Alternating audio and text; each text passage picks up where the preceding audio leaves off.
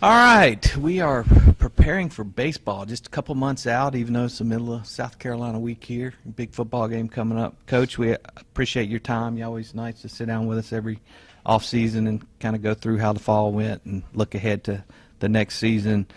This segment, we're going to talk about your newcomers. Yeah. Obviously, you got some guys that you're pretty excited about across the board.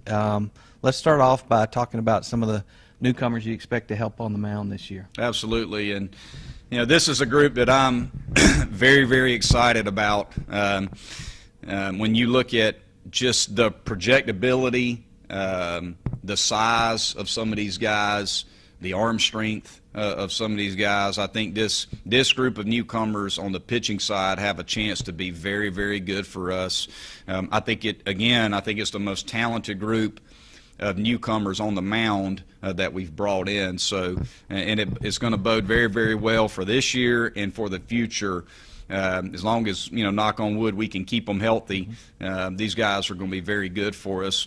The newcomer that stood out the most for us this fall, on the pitching end and on the offensive end, who I think is going to be a star, is Davis Sharpe. Davis, young man out of the Atlanta area, was drafted by the Pirates out of high school. Davis is certainly in the mix right now to be a weekend starter. From a consistency standpoint, I don't know if anybody was more consistent on our pitching staff, regardless of age, than Davis. I could see Davis being a weekend starter and potentially bumping some older guys out of that mix. I think he's going to be special.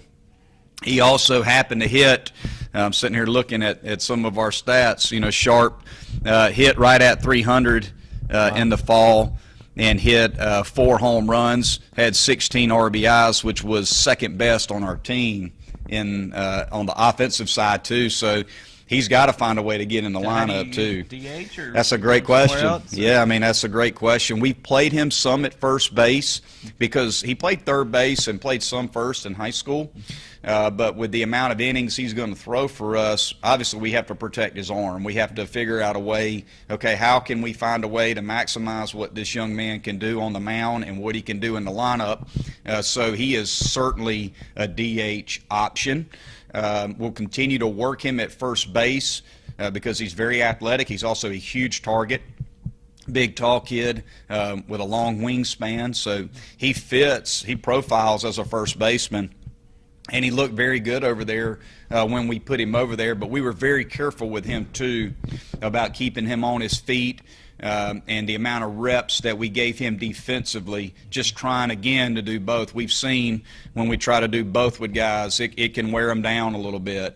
He was, I think if we can keep him from fatiguing by having a good plan for him pitching-wise and hitting-wise, this guy's got a chance to be special. He's going to be a big factor on the bump for us, and I do believe he's going to be a big factor for us offensively.